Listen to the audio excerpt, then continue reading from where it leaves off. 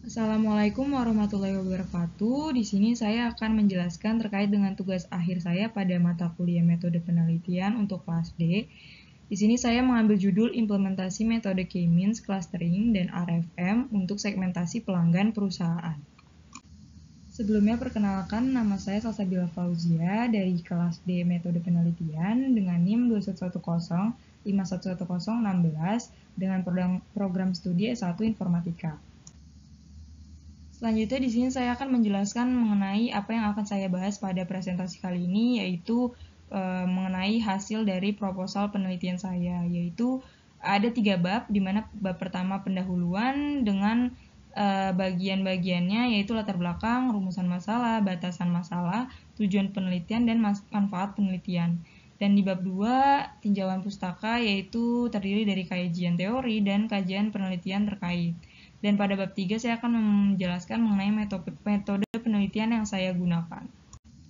Oke, pada bab pertama yaitu bab 1 pendahuluan, di sini terkait dengan latar belakang. Latar belakang yang diambil adalah bahwa suatu proses bisnis itu dapat terjalan dengan baik ketika pelanggan itu datang dan juga menetap karena nyaman terhadap produk ataupun pelayanan yang diberikan oleh perusahaan gitu. Dari situ muncul ide bahwa ternyata untuk mengetahui target pasar ataupun target dalam acuan melakukan strategi pemasaran itu dapat melakukan segmentasi pasar, di mana segmentasi pasar itu merupakan identifikasi kebutuhan dan minat dari sebuah pasar ataupun target pemasaran dengan mengelompokkannya menjadi kesatuan yang homogen atau bersifat sama gitu dan memiliki karakteristik yang sama sehingga dapat dijadikan bahan dalam memilih langkah pemasaran. Jadi di sini kita ketika perusahaan telah memiliki informasi mengenai pelanggan-pelanggannya,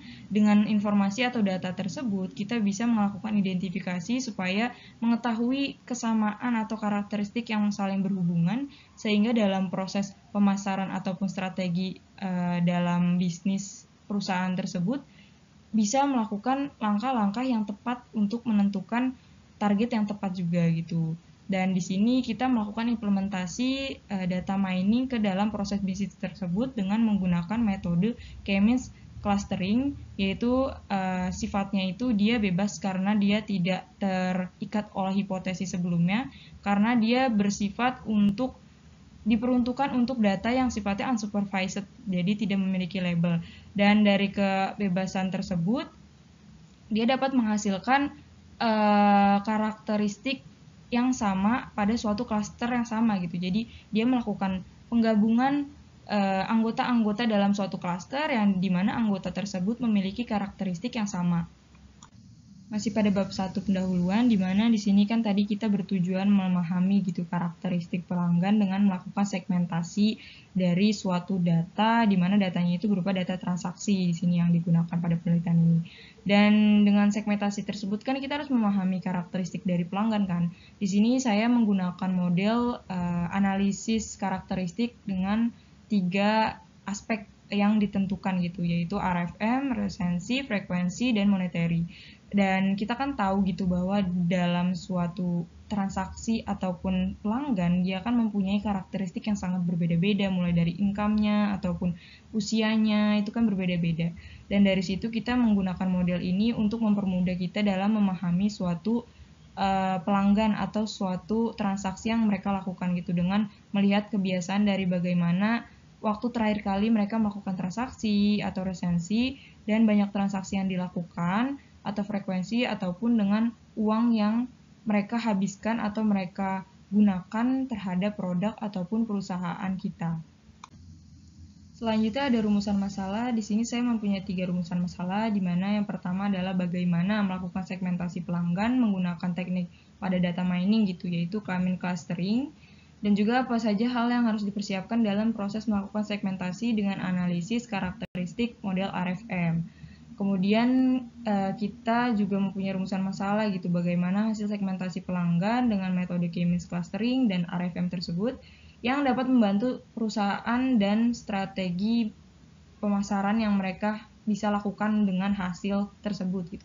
Jadi di sini dengan melakukan implementasi, kemudian apa saja yang dibutuhkan dalam melakukan analisis model RFM-nya, kemudian bagaimana hasil segmentasi tersebut dapat dimanfaatkan untuk rumusan masalahnya. Dan batasan masalahnya di sini melakukan implementasi hingga tercapai suatu klasterisasi berdasarkan data uji coba saja, yaitu open source pada website Kaggle yang berisi transaksi dari suatu online retail. Selanjutnya ada tujuan penelitian, di mana tujuan penelitian ini untuk melakukan penerapan data mining ke dalam proses bisnis yang melakukan segmentasi pelanggan dengan memanfaatkan metode pada data mining, yaitu metode K-means clustering dan analisis model untuk RFM, dan mengetahui hasil dari sebuah proses klasterisasi dan bagaimana diimplementasikan pada proses bisnis, dan memahami cara segmentasi pelanggan untuk meningkatkan penjualan dan juga mempererat hubungan dengan pelanggan antara pelanggan maupun perusahaan gitu. Dan manfaat dari penelitian ini untuk peneliti sendiri atau saya sendiri yaitu sebagai media untuk melakukan penerapan salah satu teknik data mining ke dalam suatu proses bisnis berdasarkan materi yang saya terima dalam perkuliahan ke dalam bentuk tulisan ilmiah dan uji coba. Untuk perusahaan dapat menjadi informasi dan sumber pengetahuan dalam melakukan strategi pemasaran dan membantu dalam implementasi K-means clustering ini sebagai media dalam melakukan segmentasi pelanggan gitu. Selanjutnya pada bab 2 yaitu tinjauan pustaka, di mana kita menjelaskan mengenai teori-teori yang ditemukan terkait dengan kebutuhan penelitian gitu. Di mana K-means itu merupakan metode pengelompokan pada data mining dengan mengelompokkan data-data berdasarkan karakteristik yang sama gitu dalam suatu klaster. Dan cara untuk mengetahui klaster-klaster tersebut yaitu menggunakan K-means ini pertama menentukan jumlah klaster yang akan dibuat. Jadi kita menentukan dulu nih berapa banyak klaster yang akan dibuat. Kemudian kita memilih nilai titik awal atau titik pusat awal yang biasa disebut centroid secara acak sebanyak dengan jumlah klaster yang tadi telah ditentukan. Terus melakukan perhitungan jarak menggunakan Euclidean distance, rumus Euclidean distance, yaitu ketika memang jarak tersebut memiliki jarak yang sama, maka dia akan dijadikan suatu anggota klaster yang sama gitu. Jadi berdasarkan jarak tersebut, yang memiliki jarak paling dekat dengan titik pusat acak tersebut akan menjadi suatu anggota klaster yang sama. Dan setelah perulangan pertama itu, kita melakukan perhitungan rata-rata yang biasa kita sebutkan K-means. Maka dia menghitung rata-rata dari klasterisasi pertama atau perulangan atau iterasi pertama gitu. Jadi setelah terbentuk klaster-klaster pada perulangan pertama itu dilakukan rata-rata untuk dijadikan centroid awal pada langkah yang menentukan centroid gitu. Tadi kan acak, sekarang menggunakan rata-rata dari anggota-anggota di setiap klasternya gitu. Dan perulangan tersebut akan terus diulang sampai ketika ada kondisi bahwa klasternya tidak berubah gitu. Bagian atau anggota di dalam klasternya itu tidak berubah lagi. Selain K-means ada juga elbow method, di mana dia tujuannya pada saat melakukan K-means tadi kan tahap pertamanya itu menentukan banyaknya klaster. Nah, elbow method ini bertujuan untuk membantu dalam menemukan banyaknya klaster untuk data yang paling optimal gitu. Dia dengan menampilkan graf berdasarkan uji coba terhadap setiap range dari suatu angka klaster yang diberikan gitu. Jadi kita memberikan beberapa angka klaster. Di sini contohnya pada gambar itu ada angka klaster 1 sampai dengan 7 dan itu dilakukan uji coba dengan melihat efektivitas dari pembagian klaster tersebut. Jadi setelah dilihat menentukannya itu dengan melihat bahwa adanya sudut yang ketika dia sudah hampir stabil gitu. Jadi sudut tersebut merupakan sudut yang memiliki keseimbangan yang baik untuk dijadikan klaster yang tepat gitu. Jadi ketika pada gambar ini dia merupakan klaster yang optimalnya adalah 3 karena dia terjadi keseimbangan data dari yang sangat turun menjadi lebih merata gitu. Jadi dari situ akan ditentukan bahwa angka 3 atau klaster dengan banyak 3 ini menjadi lebih efektif dan optimal gitu untuk diimplementasikan. Selanjutnya ada model analisis RFM yang tadi sudah dijelaskan, yaitu resensi, frekuensi, dan monetary, di mana dia akan membentuk suatu leveling terhadap ketiga aspek tersebut, di mana di sini ada skor, diberikan skor gitu. Di mana karakteristiknya apakah dia sangat potensial, menjanjikan, pertahankan, beresiko, dan juga sangat beresiko. Dari kelima ini kita bisa melakukan penyimpulan sederhana sebelum dilakukan suatu klasterisasi yang lebih detail lagi gitu. Selanjutnya di sini ada kajian teori mengenai segmentasi pelanggan, di mana di sini saya hanya berikan tabel, yaitu ketika kita melakukan segmentasi pelanggan, dia akan menghasilkan sebuah kelas-kelas terhadap segmentasi tersebut, di mana dia memiliki masing-masing karakteristik yang berbeda dan dapat dijadikan sebuah keputusan gitu. Dan kita dapat melihat bahwa oh ternyata setiap segmentasi atau segmen dari pelanggan itu berbeda-beda loh dan memiliki karakteristik yang berbeda. Contohnya pada Superstar, dia merupakan pelanggan yang memiliki loyalitas paling tinggi terhadap perusahaan gitu. Dan dia mempunyai nilai moneter tinggi, frekuensinya juga tinggi, dan juga dia memiliki banyak transaksi akhir-akhir ini yang paling tinggi gitu waktunya. Dan juga golden customer, dia mempunyai nilai monetary tertinggi kedua, dia menghabiskan banyak uang juga kepada perusahaan, frekuensinya yang tinggi juga, jadi dia banyak melakukan transaksi, tetapi untuk transaksi waktu transaksinya itu hanya rata-rata gitu. Dan tipikal customer itu dia mempunyai rata-rata nilai monetary dan juga rata-rata transaksi. Jadi semuanya aspek pada RFM khususnya itu dia memiliki nilai yang rata-rata gitu. Dan juga di sini ada occasional customer, dia merupakan nilai monetary terendah kedua setelah dormant customer, nilai resensinya paling rendah, memiliki transaksi paling tinggi. Nah, untuk everyday shopper, dia mempunyai kenaikan transaksi, tetapi transaksinya itu rendah, tapi dia terus naik gitu. Dan juga ada nilai monetarinya sedang sampai dengan rendah gitu. Dan dormant customer merupakan pelanggan yang sangat beresiko karena dia memiliki frekuensi dan monetary paling rendah. Jadi dia jarang melakukan transaksi dan juga dia sedikit mengeluarkan uangnya kepada perusahaan dan resensinya juga paling rendah. Kajian penelitian terkait pada bab 2 ini saya mengambil 2 judul, di mana yang judul pertama ini adalah An Empirical Study on Customer Segmentation by Purchase Behavior Using a RFM Model and K-means Algorithm oleh Wu dan kawan-kawannya pada tahun 2020. Di sini dia menggunakan metode algoritma K-means, elbow method, sama analisis RFM yang mirip sekali dengan penelitian saya. Di mana dia hasilnya saya simpulkan bahwa dia berdasarkan penelitian ini, dia menghasilkan 4 klaster terbaik berdasarkan uji coba elbow method dengan jumlah klaster yang ideal adalah 4. Dan klaster pertama itu dia memiliki karakteristik rata-rata transaksinya itu setelah transaksi terakhir paling tinggi itu atau resensinya itu dia paling tinggi dan frekuensi pembeliannya tapi rendah gitu. Dan klaster 2 memiliki rata-rata transaksi paling besar. Kemudian klaster 3 memiliki rata-rata seluruh indikator pada RFM tertinggi kedua setelah klaster 4. Jadi klaster 4 ini memiliki nilai untuk seluruh indikator pada RFM atau segmentasi itu dia paling tinggi gitu. Jadi dia sangat berpotensi jatuhnya dia merupakan paling loyal lah terhadap perusahaan. Jadi dengan melihat kesimpulan penelitian ini menjadi acuan terhadap penelitian saya. Untuk kajian penelitian terkait yang kedua, yaitu di sini ada judul RFM Model for Customer Purchase Behavior Using K-means Algorithm. Dia menggunakan metode K-means analysis RFM dan juga analisis siluet untuk scoring bagaimana si jumlah klaster itu lebih ideal gitu. Jadi dia melakukan uji coba K-means clustering terlebih dahulu, kemudian dia melakukan scoring menggunakan analisis siluet, di mana ini dilakukan oleh Anita dan juga Patil pada 2022.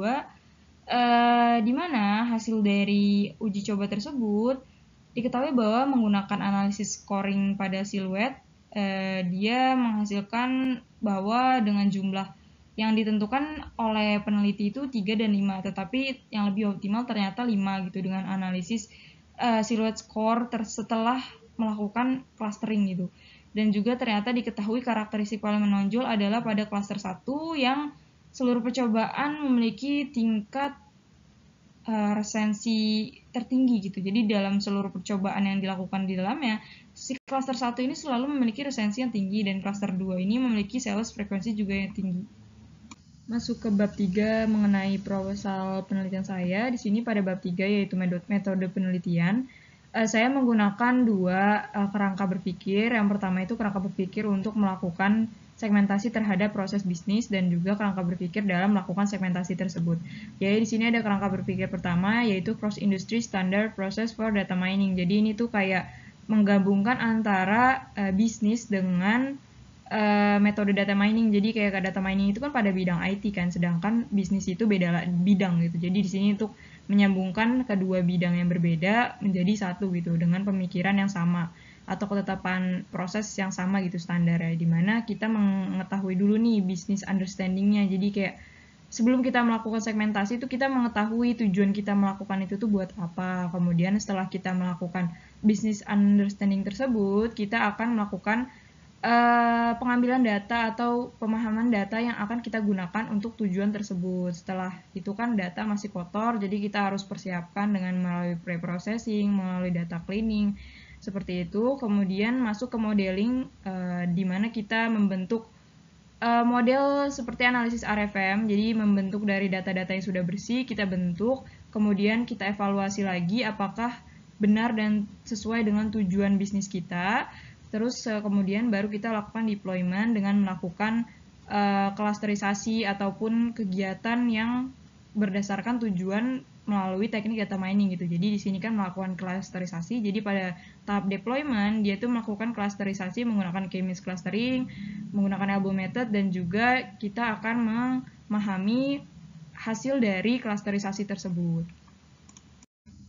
Untuk kerangka berpikir kedua pada metode penelitian ini diperuntukkan untuk kerangka berpikir dalam melakukan segmentasi tersebut. Kalau tadi kan bagaimana dari menyambungkan data mining tersebut untuk proses bisnis, kalau di sini kerangka berpikirnya untuk melakukan segmentasi yang sebagai dasar dari implementasi tadi, yaitu kan proses bisnis dengan data mining. Nah, gimana kan itu kita harus melakukan segmentasi kan. Nah, di sini ada kerangka berpikir untuk melakukan segmentasi pada penelitian ini, di mana saya akan mempersiapkan data tersebut diambil berdasarkan data open source yang ada pada website Kaggle. Kemudian kita import data tersebut ke dalam bahasa, mungkin bahasa Python ataupun bahasa R, tapi di sini saya menggunakan bahasa Python.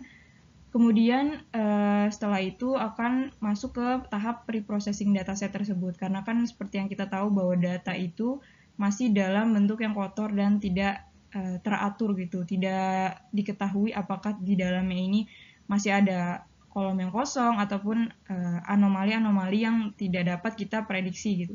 Setelah kita masuk ke pre-processing itu, kita akan mengeksplorasi data gitu, bagaimana data itu terbentuk, apakah terjadi outlier ataupun sebuah data tersebut memiliki keanehan atau kesalahan input dan sebagainya. Setelah dilakukan eksplorasi data, kita melakukan penerapan RFM ketika data tersebut telah siap gitu.